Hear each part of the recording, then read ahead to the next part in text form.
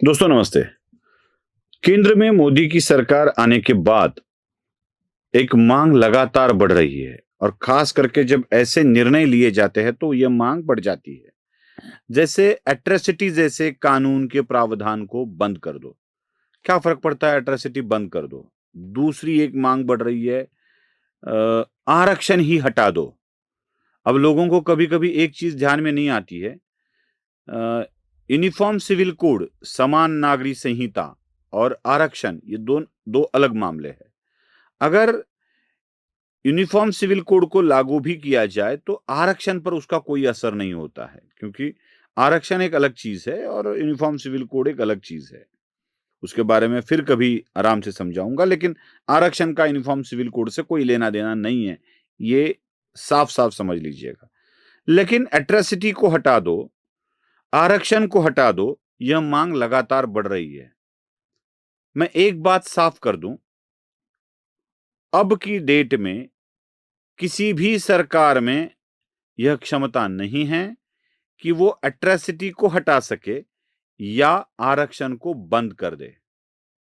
अगर ये भारतीय जनता पार्टी की सरकार निर्णय ले भी लेती है तो फिर कभी सत्ता में न आने के लिए यही निर्णय होगा, और अगर कोई बदल भी जाए ना तो फिर वो निर्णय बदल दिया जाएगा। इसलिए ऐसे निर्णय लेने के लिए प्रेशराइज करने का कोई मतलब नहीं है, कोई भी मतलब नहीं है।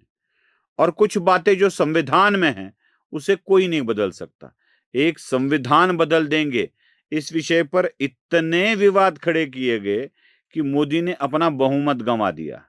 दूसरों के आधार पर उन्हें अब सरकार चलानी पड़ रही है। हाँ, वो चला रहे हैं, वो बात अलग है। 2 साल हो गए, कोई दिक्कत नहीं है। आगे भी 3 साल कोई दिक्कत नहीं होगी। लेकिन मोदी को दिक्कत है तो उनके समर्थकों से ही।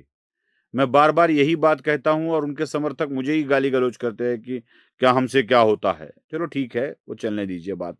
उनको गाली देना है तो देने दीजिए, कोई दिक्कत नहीं है अब हमें। अब मैं आपको एक बात मोदी जी को भी बता रहा हूँ, अमित शाह जी को भी बता रहा हूँ। ज़रा ये हो सकता है क्या देखिए, अगर कुछ मूवमेंट चलाना ही है, अगर हमें कुछ बदलाव लाना ही है, तो हम किस तरह के बदलाव ला सकते हैं? क्या कर सकते हैं? मैं अक्सर एक बात देख रहा हूं कि एट्रोसिटी के ऊपर बहुत ही लोग गरमाए हुए हैं। और यूजीसी के बाद तो यूजीसी के कानून के बाद तो ये बात, वो कानून नहीं था। यूजीसी था एक तो केवल विश्वविद्यालयों में पढ़ने वाले छात्रों के लिए बनाए गए कुछ नियम। उसके ऊपर भी बहुत सारी बातें कर दी है, लोग समझेंगे नहीं, लोग समझना नहीं चाहते हैं तो ठीक है, अब वो मामला भी रफा-दफा हो गया है। लेकिन इसके बाद और कुछ घटनाओं के बाद तो एट्रोसिटी को हटा दो ये मांग हो रही है, और साथ ही आरक्षण को हटा दो ये मांग हो रही है। अब आरक्षण को हटाना भी मुश्किल है और एट्रोसिटी को भी हटाना मुश्किल है। ये मांग क्यों हो रही है? कुछ घटनाएं ऐसी हो रही है कि हिंदू धर्म के ऊपर लोग गाली-गलौज कर रहे हैं। कुछ भंते ऐसी गाली-गलौज करते हुए दिखाई देते हैं। वास्तविक में ऐसे भंते नहीं होते हैं। वो असल भंते होते ही नहीं होंगे। कोई भगवान राम पर गाली-गलौज कर रहा है, कोई माता शबरी और भगवान राम को जोड़कर कुछ अलग बातें बोलने की कोशिश कर रहा है। कोई ब्राह्मणों को गाली दे रहा है, कोई बनिया को गाली दे रहा है, कोई और किसी को गाली दे रहा है, कोई क्षत्रियों को गाली दे रहा है। ये गाली देने का सिलसिला चल रहा है और लोग चुप बैठते इसलिए है कि एक एट्रोसिटी नाम का एक कानून है, जिसमें अगर आप कुछ भी बोले तो आपके ऊपर कार्रवाई हो सकती है। अब इस एट्रोसिटी कानून को रद्द करना बिल्कुल असंवैधानिक होगा। हो नहीं सकता। मैं कहता हूं मांग ही मत करो रद्द करने की। अगर कुछ करना है तो उसमें बदलाव लाओ। आज की तारीख में एट्रोसिटी का मतलब क्या है? अनुसूचित जाति, जनजाति अत्याचार प्रतिबंधक कानून। मतलब किसी अनुसूचित जाति या जनजाति के व्यक्ति पर कोई जातिगत अभद्र टिप्पणी करता है, उसके जाति के होने के कारण उसकी प्रताड़ना करता है, तो उसके ऊपर इस कानून के तहत कार्रवाई होती है, गिरफ्तारी होती है, फिर बड़े लंबे समय तक ये चलता है।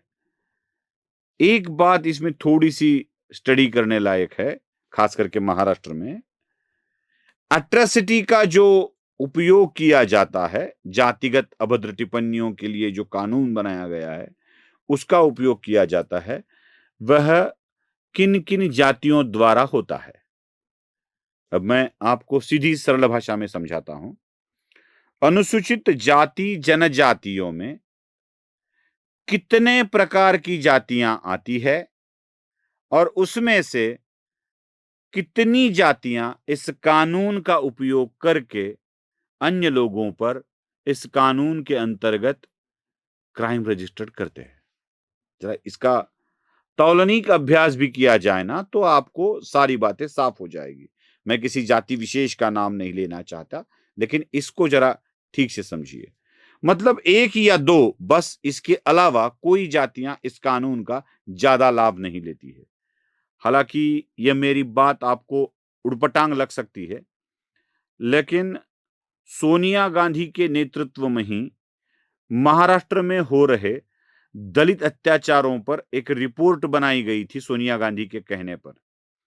उस रिपोर्ट में ही कौन-कौन से लोगों ने कौन-कौन से जातियों के ऊपर यह एट्रोसिटी कानून का उपयोग किया है, यह समझ में आता है। यह आपको बड़ी आसानी से आप समझ सकते हो इसको। तो इस कानून में बदलाव कैसे लाया जा सकता है?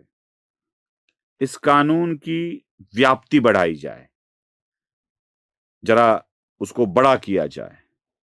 मैं मानता हूं कि जातिगत शोषण, प्रताड़ना अगर होती है जातिगत भावनाओं के कारण, किसी की जाति, रंग, व्यंग, जन्म या स्थान के आधार पर किसी को बुरा भला कहा जाता है, तो ऐसे सारे व्यक्तियों को जातिगत टिप्पणी के कारण गुनाह रजिस्टर्ड करने का अधिकार प्राप्त हो।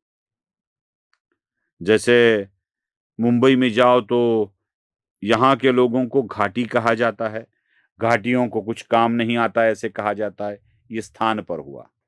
जन्म के आधार पर, जाति के आधार पर, धर्म के आधार पर किसी ब्राह्मण को भी गलत कहा जाए, किसी बनिया को भी गलत कहा जाए, तो वह भी अपने जातिगत टिप्पणी के कारण ऐसे गुनाह रजिस्टर्ड कर सके।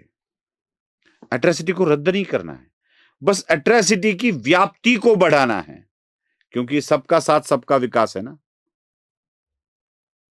सबको वही समानता, अवसर की समानता प्रदान करना, यही अगर उद्देश्य है, तो अवसर की समानता प्रदान करने के लिए किसी एक ने मुझे गाली दी है, तो उस गाली के लिए भी मैं उसी तरह का क्राइम रजिस्टर्ड कर सकूं। यह अवसर की समानता होनी चाहिए, क्योंकि अब लगभग स्वातंत्र्य मिलकर भी 75 के करीब साल गुजर गए हैं। दूसरी पीढ़ी अब आ गई है और इतने काल में अनेक लोग मुख्य धारा में प्रवाहित भी हो चुके हैं। तो अवसर की समानता सबको प्रदान की जाए और इस समानता का उपयोग भी किया जा सके। अगर कोई मूवमेंट चलानी है तो जन्म, जाति, व्यंग, रंग, इस आधार पर अगर कोई अभद्र टिप्पणी होती है, तो उसके ऊपर भी क्राइम रजिस्टर्ड करने का अधिकार सबको मिले और यह प्रावधान इसी एट्रोसिटी कानून में हो, तब इस कानून का कोई विरोध नहीं करेगा। ये बंद कर दो ऐसा नहीं कहेगा। इसी कानून में मुझे भी वह अधिकार मिले, आपको भी वह अधिकार मिले, अनुसूचित जातियों को भी वही अधिकार मिले, जनजातियों को भी वही अधिकार मिले। क्योंकि अगर मेरी जाति के ऊपर, मैं तो कुलकर्णी हूं, लेकिन मुझे कोई भट्ट भिक्षुक कह के पुकारेगा, मांग कर खाने वाला, आटा मांग कर खाने वाला कहेगा, तो मुझे भी क्षति होती है, दर्द होता है। तो इस दर्द को मैं गुनाह के तौर पर पुलिस थाने में ले जा सकूं। एट्रोसिटी कानून को वैसा का वैसा ही रख कर उसको अनुसूचित जाति या जनजाति के ऊपर केंद्रित ना कर कर अवसर की समानता प्रदान की जाए और सबको न्याय मांगने का समान अवसर मिले। क्या लगता है आपको, जरूर बताइएगा।